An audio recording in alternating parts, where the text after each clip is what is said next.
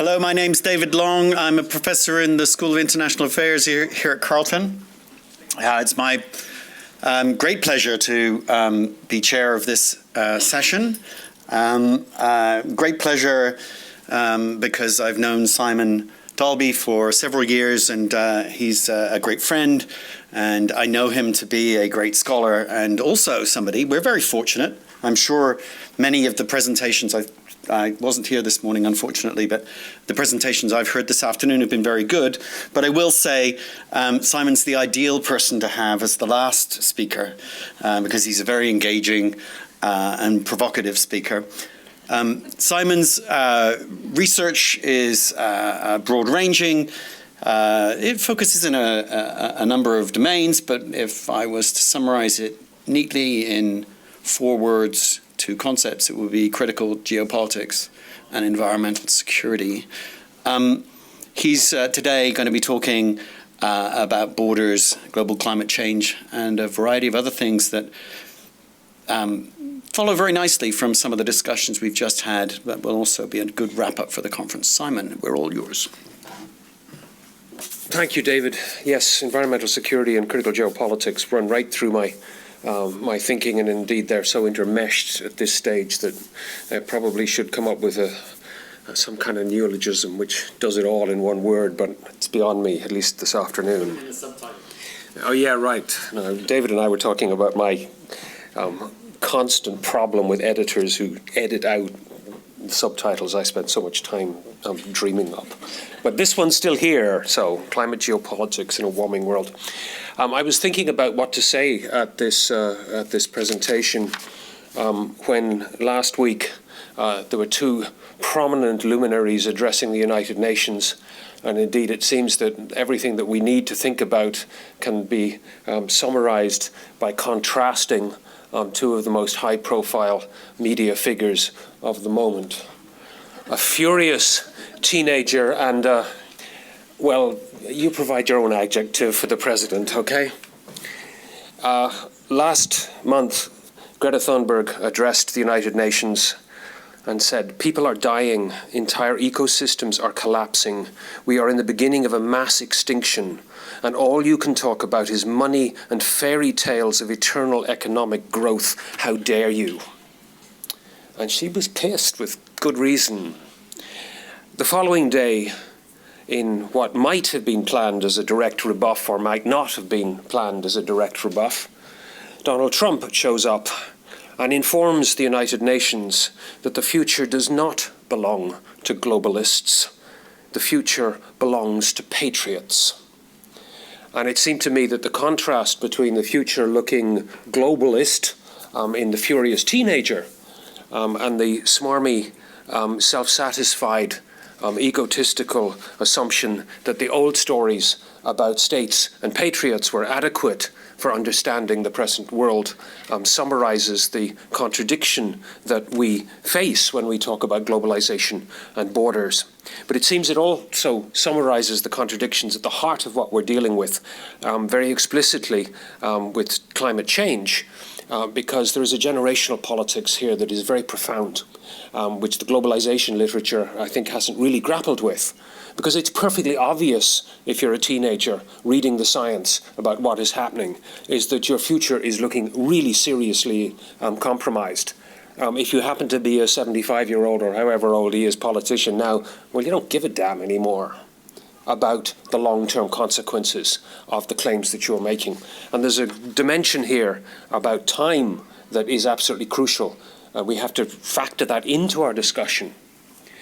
What Greta is worried about is whether we're going to, in the words of the Earth System scientists and Stefan and company's paper on the trajectories of the Earth system, published last year in the Proceedings of the National Academy of Sciences, are we going towards a stabilized Earth in which we deal with the climate change issue, or are we going to cross dangerous thresholds?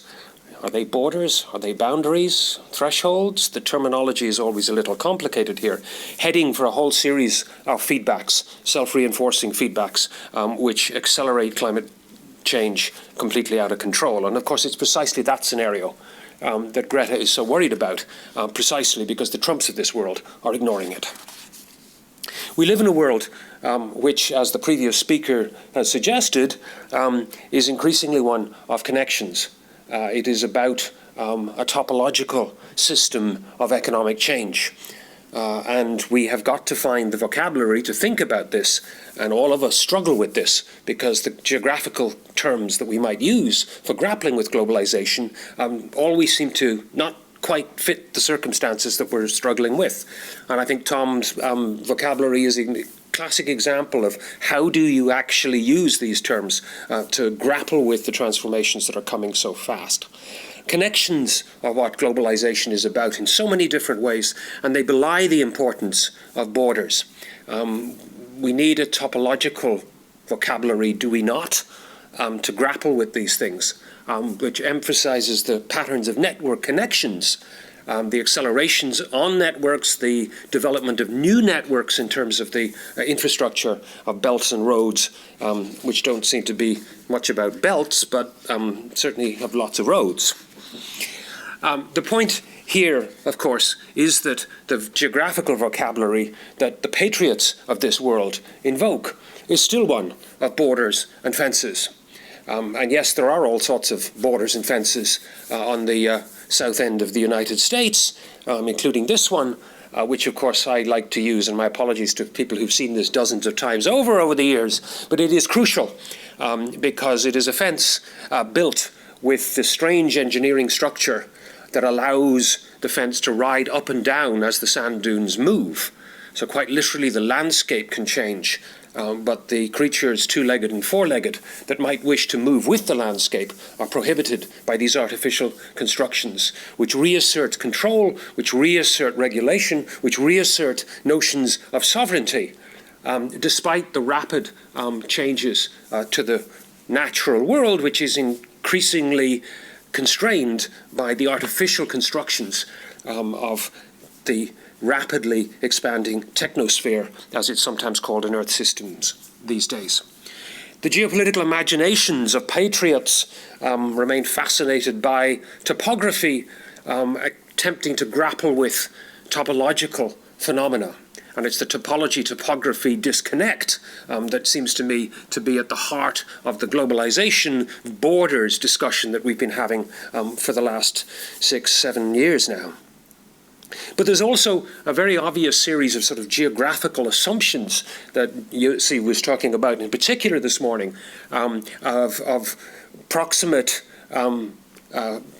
safety and distant danger, and that's suddenly not holding anymore. The violations of borders, the assumption that borders provide safety by providing, well, exclusions of some sort or another, runs through a popular imagination and through our geographical vocabularies, usually so often that we don't actually stop and think about how that works, which of course is the point about critical geopolitics, because it's precisely the spatial vocabularies that structure our politics that we need to interrogate, mostly because they're so damned obvious we never stop to think about them. And in terms of thinking about interiors threatened from external threats, we need to focus on what Rob White a few years ago called the fortress mentality in an article in International Affairs, with a whole series of dangers out there at distance requiring various geographical strategies to keep them away. Keeping the bad guys out, as one of my students many years ago in this university summarized the whole discussion. It structures implicit assumptions of governance so frequently that we also don't take that for granted, until we get to such things as, of course, the Paris Climate Agreement, which was a very substantial diplomatic accomplishment, even if it is not yet managed to seriously constrain the burning of massive amounts of fossil fuels, not only, please note, in China, but elsewhere too. To get an agreement required once again reasserting the rights of states to make their nationally determined contributions to solving the global problem. It was about a whole series of states agreeing that they would operate as sovereign states in some kind of larger agreement. It's been fascinating to watch this. My students were utterly horrified that I was actually pleased with the climate agreement, but tried to convince them that actually getting everybody to sign on to agree that we had a climate problem was actually a substantial diplomatic accomplishment. Given what we're facing, this is so grotesquely inadequate to people of my students' generation that they sort of think this Dalby guy's crazy, right? I mean, doesn't he realize what the... Yes, but trying to get them to realize it, even getting that far, was crucially important. An interesting footnote since I wrote the paper, a couple of media reports last week that the Russians have decided to sign on to Paris and ratify it. And one of the reasons given is that Putin has taken a hard look at the melting permafrost in Siberia and realized that all the oil infrastructure he was assuming was his key to future prosperity is actually vulnerable precisely because of the melting permafrost, because of climate change. The interconnections between these things are, of course, the key to trying to think this through, and they're the interconnections that frequently don't fit well with the obvious geographical imagination that we bring to bear on using borders to govern all sorts of things. Of course, the boundaries that Greta Thunberg is worried about aren't the territorial frontiers. They are what are known as the Earth system boundaries, and we're rapidly transcending them with phosphorus and nitrogen and a few other things. The biosphere integrity argument, of course, is what the whole extinction, should that be extermination crisis, is the focus of Extinction Rebellion in Britain in particular, a parallel series of concerns amongst young people in particular about the long-term future. Boundaries transcending what the normal operating system of the Earth has been for the last 10,000 years is what we also need to worry about, even if that's not exactly the kind of boundaries that most of the borders and globalization discussion has been about. But I've been gently trying to suggest that the spatial vocabulary of governance applies there too, and we need to stop and think about the larger geographies and how we use notions of borders and boundaries in this discussion. Of course, if you believe in karma, one can sometimes think that things come back to haunt us. Houston, no, not Houston, we have a problem. Houston has a problem. I do love that movie. This, again, reflecting on this in the media in the last few weeks, has been this discussion, well, has Houston actually just had its second 1 in 1,000 year flood in the last 5 years, or is that actually the fourth of the 1 in 500 year floods that we've had in the last 5 years? I mean, the fact that they're even having this discussion raises the crucial point, because one of the things that climate change is really pushing us to understand is the condition of what is now called by the hydrologists non-stationarity. Stationarity is the assumption that the past is a reasonable guide to the future. If you're an engineer building one of those bridges in Laos or Yunnan or wherever, you look at what hydrological records you have of that particular watershed back as far as you can get them if they're reasonably reliable, and you say, oh, well, every 100 years we get a flood that's this big, okay, well, we will build our bridge so that it'll stay up if we get one of those 1 in 100 year floods, because the 100-year track record, it's only happened once, so the reasonable assumption used to be that that was a fair prediction about the future. No longer. Clearly, climate change is making that basic assumption for infrastructure design no longer tenable.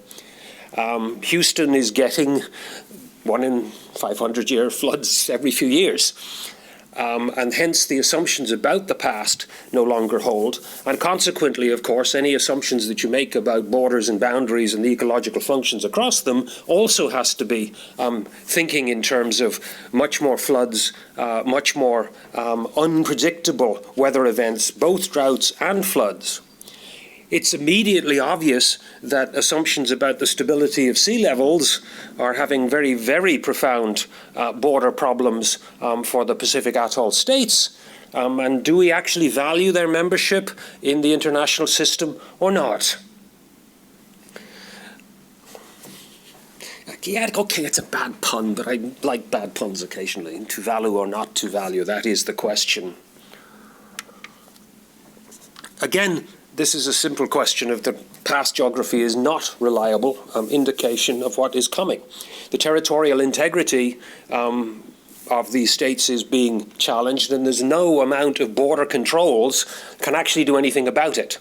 Many of these geophysical transformations we're living through are not the kind of things that traditional border strategies, the invocation of sovereignty, well, that's actually tricky if you don't actually have any territory above the waves to invoke. Yes, that gets very tricky indeed.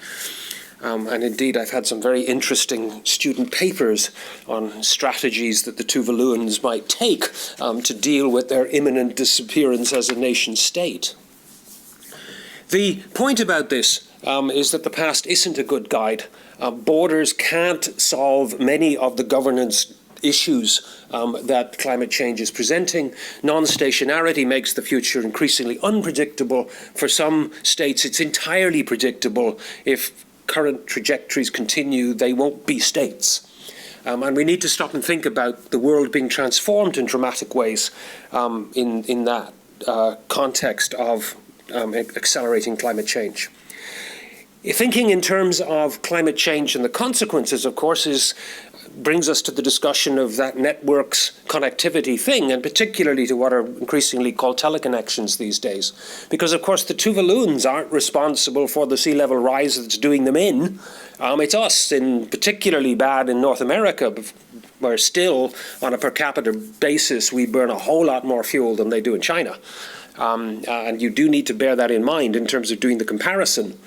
Yes, China's burning a lot of coal, but on a per-person basis, we're way worse offenders than the Chinese are. And even if the IEA forecasts hold up, then you and I need to talk about who else we might look at in terms of forecasts, because the IRENA stuff is much more interesting in terms of forecasts on that than the IEA. But the crucial point about teleconnections is that vulnerable peoples in particular places are often not the causes of their own vulnerability, despite how the geography of climate security frequently suggests that those people over there that might migrate here are the climate security threat. No, it's the consumption of our use of fossil fuels that is indirectly, through those long-distance connections, in many ways causing the problem. Nonetheless, that climate security assumption about poor people being forced to migrate and hence threatening us, requiring building walls and so on, does bring us back to the question of the roles of borders, who polices, who can migrate.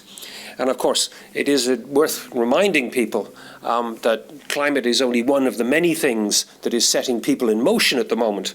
I did look at the big World Bank report last year, called Groundswell, if I remember correctly, and actually look at the numbers of people that they're claiming will be set in motion as a result of climate change. Africa's particular, can't remember the exact figures, millions and millions and millions of Africans by the middle of the century will be set in motion by climate change. You then go and look at the United Nations Development Programme urbanization figures, and the total number of people moving into cities in Nigeria alone in Africa is considerably greater by those migration forecasts than the whole of Africa for climate migration. People are hugely vulnerable because of climate, but they may not necessarily migrate in the way that some of the worst fears suggest. If they do try to migrate, what kind of series of borders are they going to face in future generations? That remains one of the really big questions, and it's what Jussi was talking about this morning. How are we going to think our way through borders? People that are forced to migrate, are they going to face the completely dystopic world that is so vividly constructed in Paolo Bacigalupi's The Water Knife? Anybody who's interested in water resources, geopolitics and the future, particularly the endless discussions about the Colorado River and related issues in the United States, read Paolo Bacigalupi's The Water Knife. It's a dark dystopian view of what could go wrong.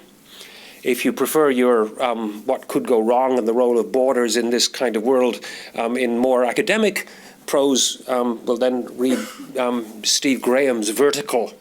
Because one of the things that is also being raised by Steve in Vertical is, are we going to see small pockets of green affluence in large, destroyed, degraded landscapes where the security forces are basically trying to keep most of the poverty at bay? And this is more or less exactly what Paolo Bacigalupi is speculating about as a possible future.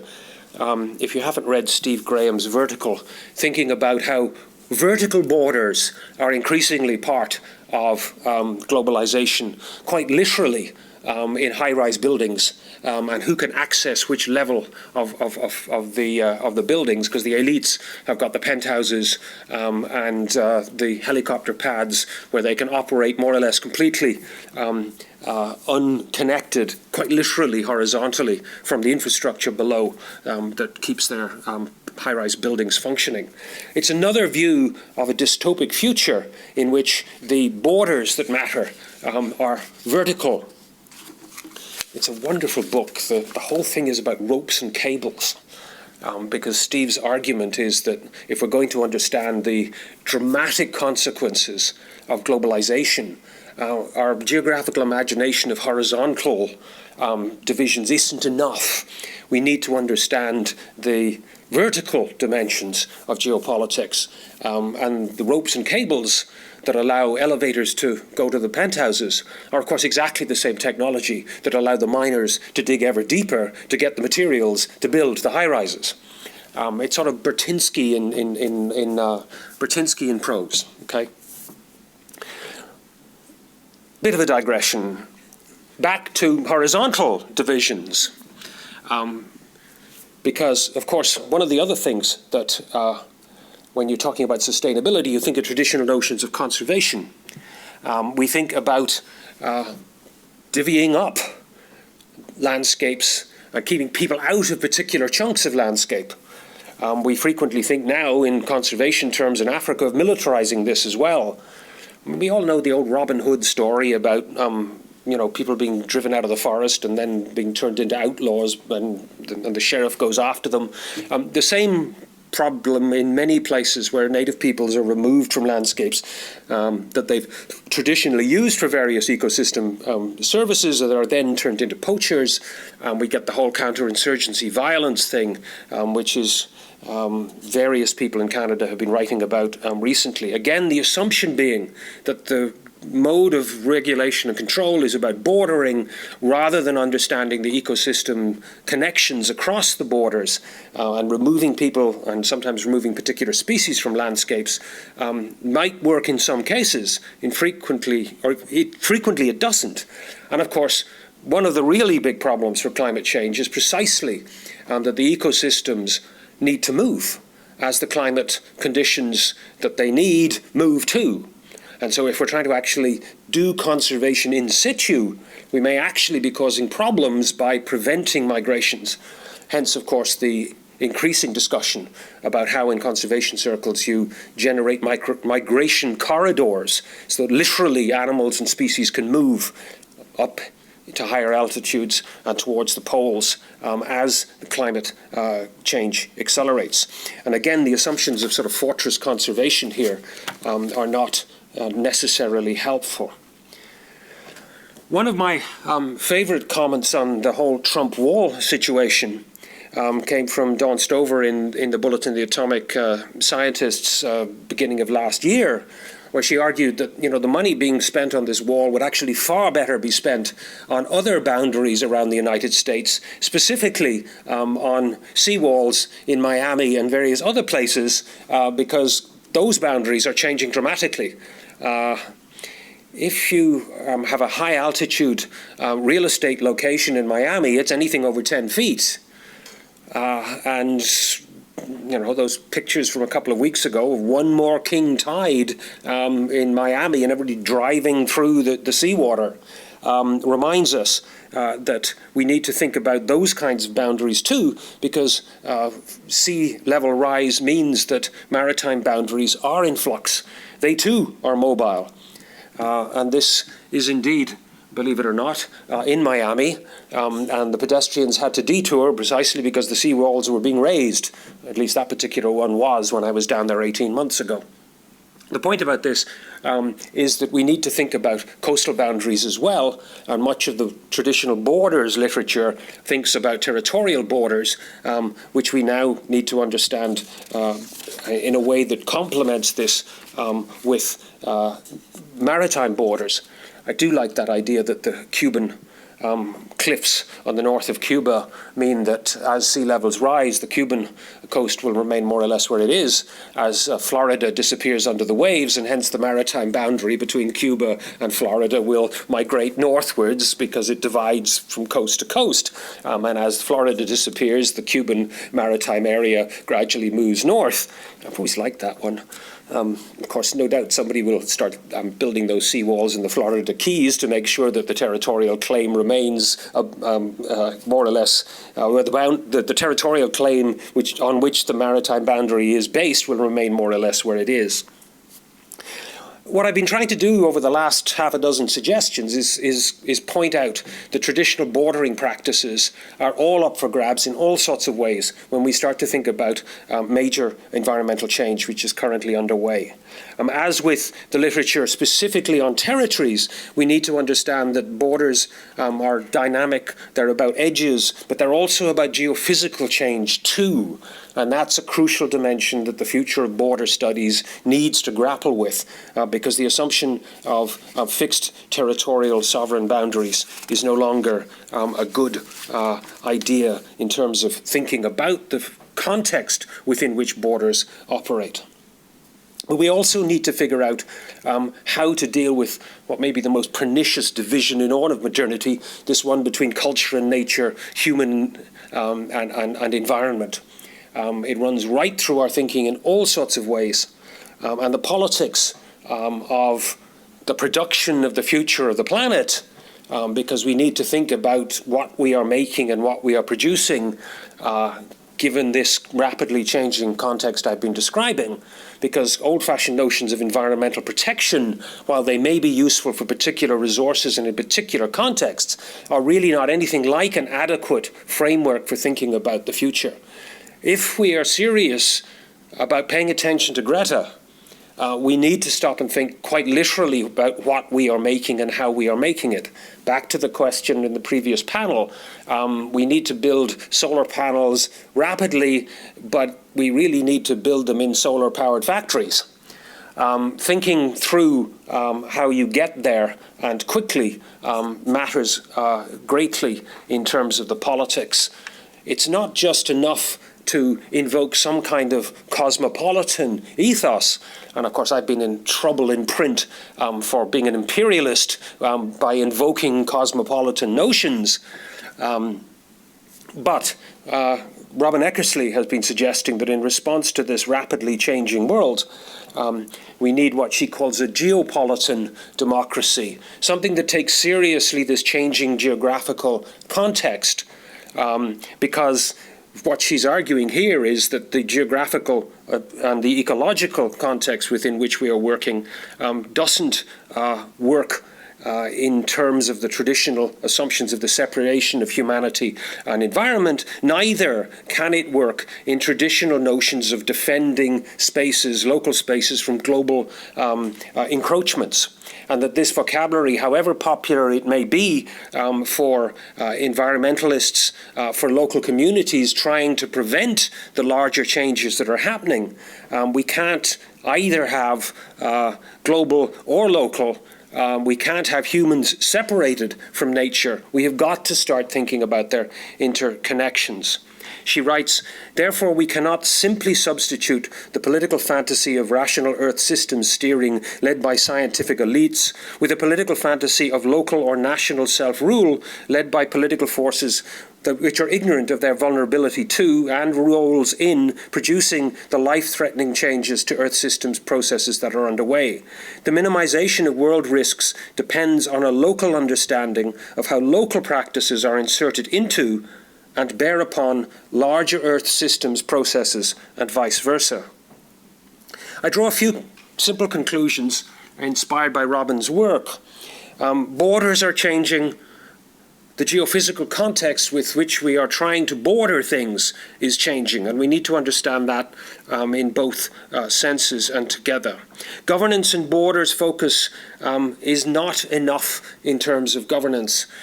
The production questions about quite literally who gets to decide what gets made are absolutely crucial to the politics of the future.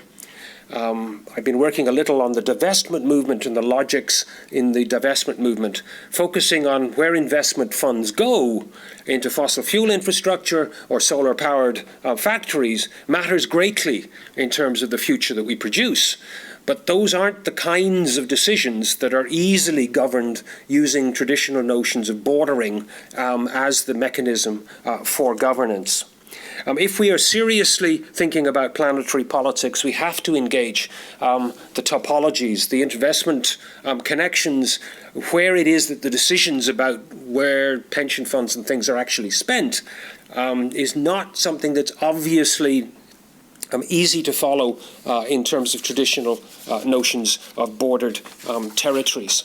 And the challenge for the future of border studies is precisely to try to grapple with these changing contexts effectively.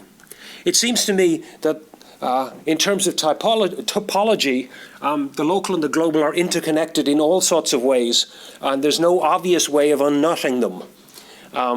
Yes, Alexander pulled out his sword and chopped through the Gordian knot. We don't have a bordering option to do the same thing, it seems to me. Fences and walls may be useful for some things, but despite the rhetorical excesses of would-be patriots, they are useless against many of the disruptions already set in motion by processes that ignore the boundaries that the Earth system presents to human aspirations. Done.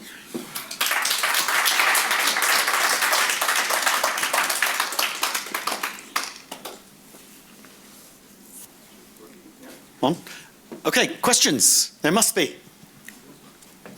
The fate of the world is at stake. You must have an opinion. Yes, in front of me. Here, please. Yes, I do have a question. I have no doubt that the Gretas of the world are well-intentioned. I have also no doubt that the climate is actually deteriorating far more quickly than we are being led to believe. But I also have no doubt that some of these people, or most of these people, are misguided. You see, we always mention the human emission, that the climate change is caused by human emission. Then we start to talk about emission, but we forget the human factor. What I am saying is basically this, that we have judged countries by the greenhouse gas per capita production as being delinquent or not. So for instance, in Canada, we have 25 tons per capita annually. In India, the figure is 3 tons per capita. But when you multiply it by the population density, these are the figures. For Canada, it's 85. The score for India is over 1,000. So which country now is doing more damage to the climate, Canada or India? If you look at Europe, for instance, they are also over 1,000, even though their per capita production is 8. So if anybody should want to do something for the climate, they should emulate Canada. They should start having fewer children, but that is taboo. We have postponed death.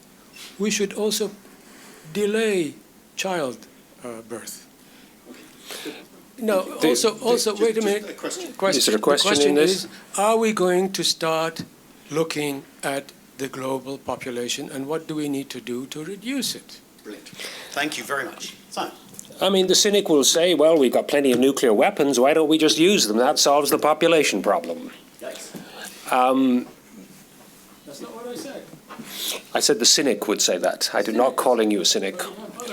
The point about population is that it's far less important than consumption.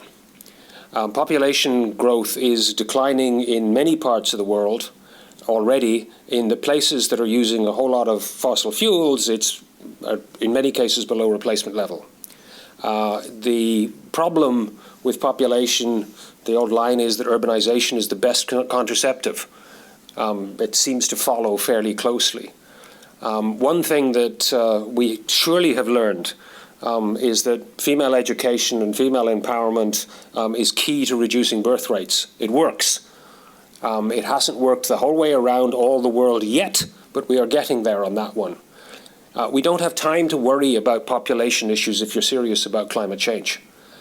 Getting energy systems that don't require the use of fossil fuels and getting them quickly is crucial. Time is of the essence on this one, and that's the crucial message. India's a big country with a lot of people. We're a small country with few people. Relatively speaking, we are doing a whole lot more damage in terms of climate than the Indians are. And it's the per capita comparisons, the only one that matters. It's the only one that the politicians are going to take seriously in international negotiations. And if you can't understand that the geography depends on the number of people that are in it, that's the crucial point. It's the per capita comparisons that matter. And that's the point we really have to focus on. You can draw geographical boundaries around all sorts of things and dream up any set of numbers you want, and to make any point you want. And geographers love doing that. But the point is that per capita is what matters. And it is also true that the rich and powerful of this world have got much, much larger carbon consumption than the poor and marginal population in most parts of the world. There's an equity issue here that needs to be driven home, and it's why the rich and powerful need to invest their often ill-gotten but frequently legitimately gotten gains in building the next economy, which won't trash the planet for the Gretas of this world. Other questions? I've got one. Actually, I've got several. But, how about, I'm a little troubled, Simon, at one level. The way you began made it sound like it was going to be very difficult to create the sort of community between policymakers and academics, because you seem to suggest that policymakers are on one side of this, and academics and those concerned with the environment are going to be on the other side. I do wonder what sort of community can we expect to be formed on this issue? If I gave that impression, I shouldn't have. It wasn't my intention. Contrasting Trump with just about anybody sets up divisions, but never mind. My point there on that initial thing was partly generational. There's a powerful impetus on the part of teenagers to actually want to live a long life.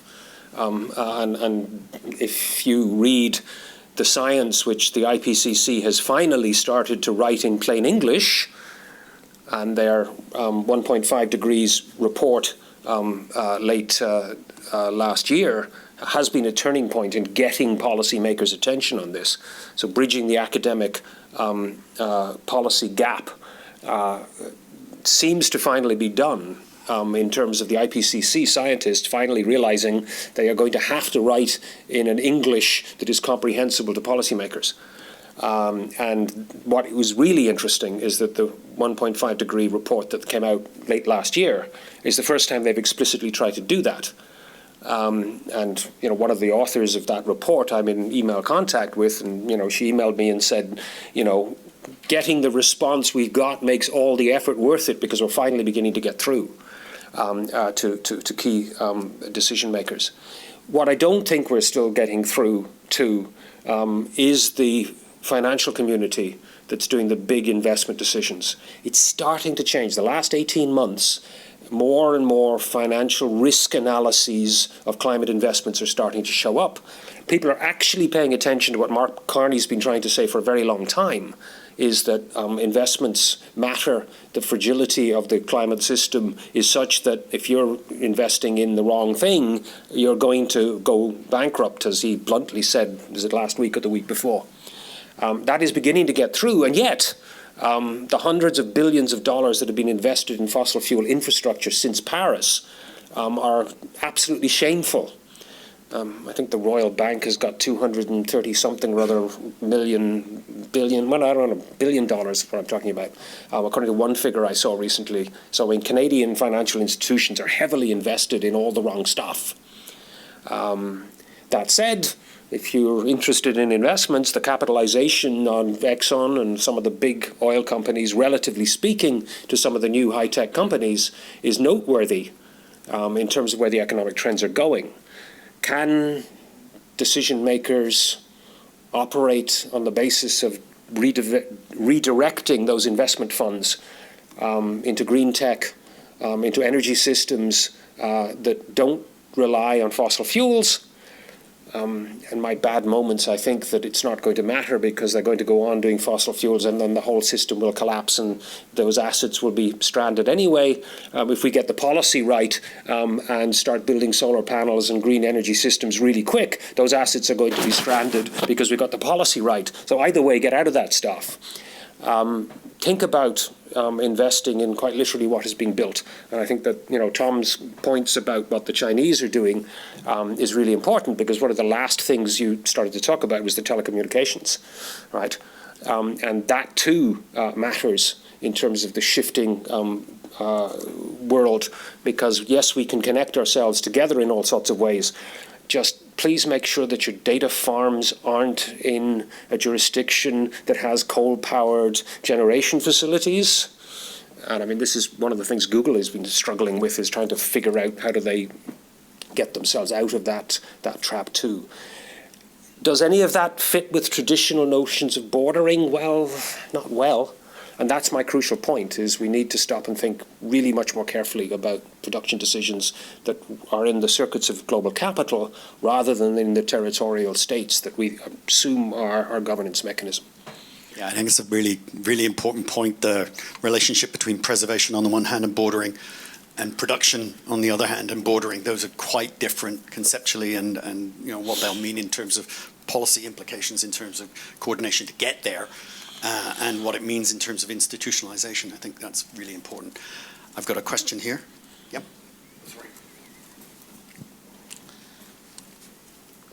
Well, I really enjoyed this, Simon, and I'm glad you sort of took my challenge to actually link this in with border studies and explore, because you're the person to do this.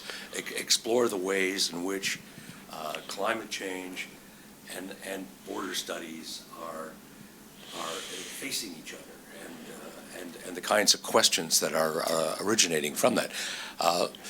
You made some comments about stationarity, which I found very, very interesting.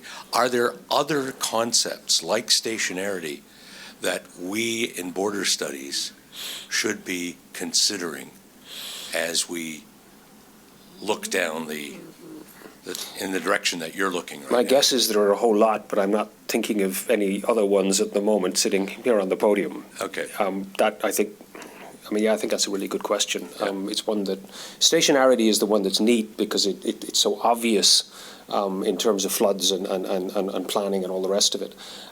Many of the other concepts do deal with issues that intersect with border studies. Full disclosure, that paper, people actually pick a few copies of that up, is only halfway there. I've got the climate change bit here. I need to talk to you at length about how to link it in with the more explicit border theorizing that we're talking about, and you're going to have to help me with that one. Oh yes, and I think this was a good opportunity to kick off that conversation. Yeah. Any others? We've got a little bit of time yet. Yes. Yeah, it's sort of dovetailing a little bit off Victor's question, but how do we integrate more issues of climate change and border studies? Because maybe it's just my narrow perspective when I would go, when I look back through the ABS conferences, bless you, there's only, very little discussion about these types of issues, climate change, except specifically at the border, or energy issues. And it doesn't seem to me, and maybe I'm wrong, that these are the types of questions that border scholars are really trying to bite at the moment. So how can we move there? Well, I think the border scholars need to be the people to answer that rather than me. Look, one of the things I skated over, because it's just touched on in this paper, but it's much more fleshed out in the piece that's in, Territory Politics Governance, TPG, is that there are all sorts of bordering practices, bordering strategies, which aren't about national territorial borders. A lot of the stuff about climate adaptation is simply replicating enclosure movements, replicating large and environmentally destructive engineering projects, all in the name of adaptation.